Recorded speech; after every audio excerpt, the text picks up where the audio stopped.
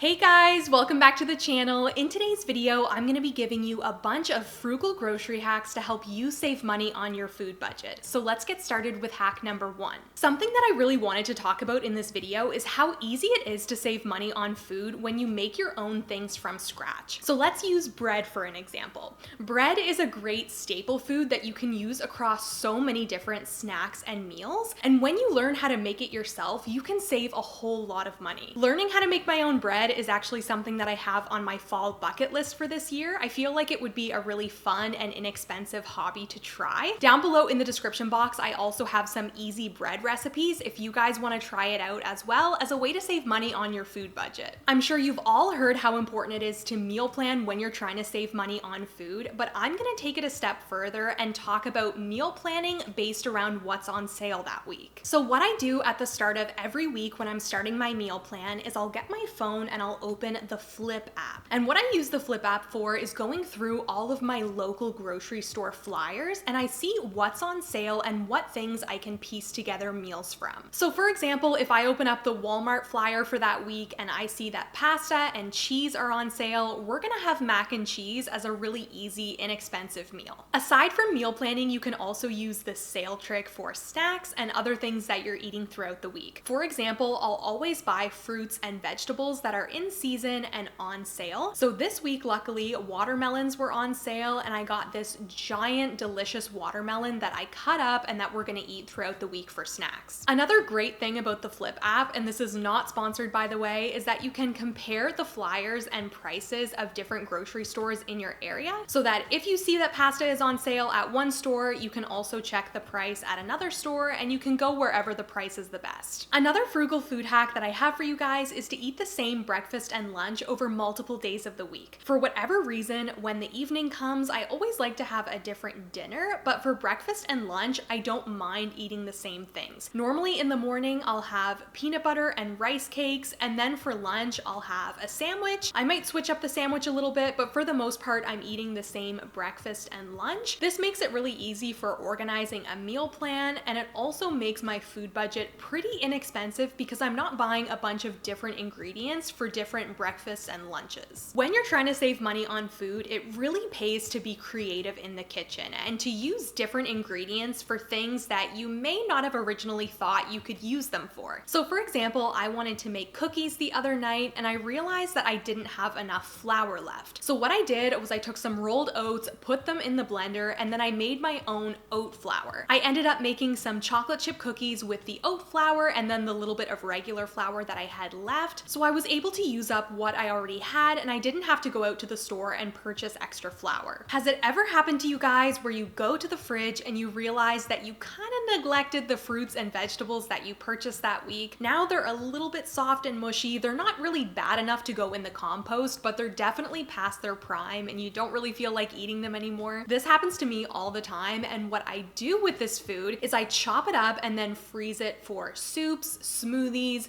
stews, pasta sauces. I'm not wasting this food because I paid good money for it, but I'm just finding another way to use it. The next frugal grocery hack that saves me a lot of money on food is going to the grocery store alone. It's hard enough to manage your own impulse buys and purchases, let alone having to take care of everyone else. So going to the grocery store alone allows you to stay focused, only get what's on your list, and you don't have to deal with everyone else in your family asking to buy different things. The next time you're in your local grocery store, make sure you find the sale rack, sale cart, sale section, whatever it may be, and see what you can pick up and freeze for a later date. A lot of times grocery stores will have these little sections where they have markdown items that are going bad either that night or the next day. You can pick up these items and freeze them and then work them into future meal plans. Even though it says that they're best before tonight or the next day, sometimes they can go a little bit longer than that. The store just has to get rid of them because they can't sell them past that date. So this is a really good opportunity for you to pick up some super cheap food, freeze it, and then make a meal out of it. When you're trying to save money on food, it's really important that you stay away from convenience items like pre-chopped fruits and vegetables, shredded cheese, anything that's in a convenience package because you're paying for that convenience. It's gonna be cheaper for you to do a little bit of extra work and chop those items or prep those items yourself. The next time you're at the grocery store, see what what grains and starches are on sale that you can pick up and pair with your meals throughout the week. We really like eating chili, so what I've started doing is serving rice with my chili and then a little bit of cheese on top with some tortilla chips, and it's a great way to stretch this meal even further. I know some people will use lentils and oatmeal to stretch their ground beef, and you can also use potatoes, pastas, and rice to pair with curries and soups and different things like that. The next tip that I have for you is to help you stay focused and on track when you're in the grocery store. So what you're gonna do the next time you're ready to go on a grocery run is take your list with you and then set a timer on your phone for the amount of time you're allowed to be in the grocery store. So let's say you're giving yourself 35 minutes to get in and get out. You're gonna have that timer set on your phone, and it's gonna help you stay focused and avoid impulse purchases. One thing that helps us save a lot of money on groceries is not spending money on drinks and only drinking water at home. If you're someone who doesn't really like drinking plain water, but you also want to save money on your groceries, another thing you can do is make your own drinks at home. So you can make your own lemonade by using lemon juice, sugar, and water. You could make iced tea, or you could buy one of those little water enhancer things where you take a couple drops, squeeze it into some iced water, and then you basically have a glass of juice. This next tip is going to save you a lot of money, and that is to eat frozen and canned as often as you can. We all love eating fresh fruits and veggies, but honestly, that's just not doable for a lot of people given the price of food lately. Frozen is just as good as fresh. It's picked and frozen at peak ripeness, so you're still getting all of those important nutrients, but at half the price. A few frozen items that I'll pick up every week are bags of sliced bell peppers, a bag of frozen onions, peas, corn, and I'll use these for things like tacos or pasta sauces. I really like having these on hand because they're always in my freezer, they're not gonna go bad, and they're ready for me whenever I need to make a meal. Although it might not seem like you're saving money up front, it's really helpful to make your own baked goods and snacks rather than buying packaged foods. So up front, it will seem like a little bit of an investment to stock your baking pantry, but once you have some of those staples, you're gonna be able to make a lot of different snacks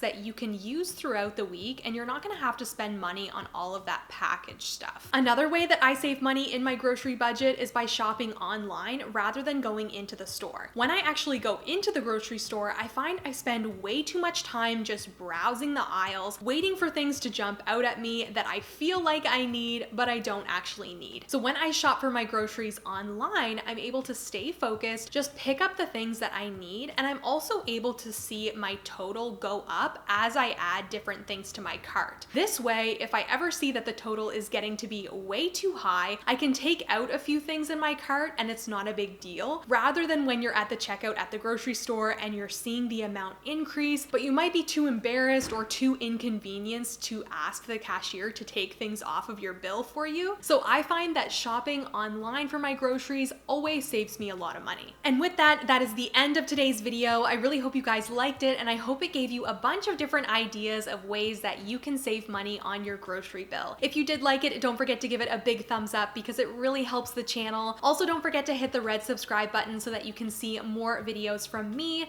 Down below in the description box, I have some other videos that you might like, as well as all of my socials, and I will see you guys in my next video. Bye!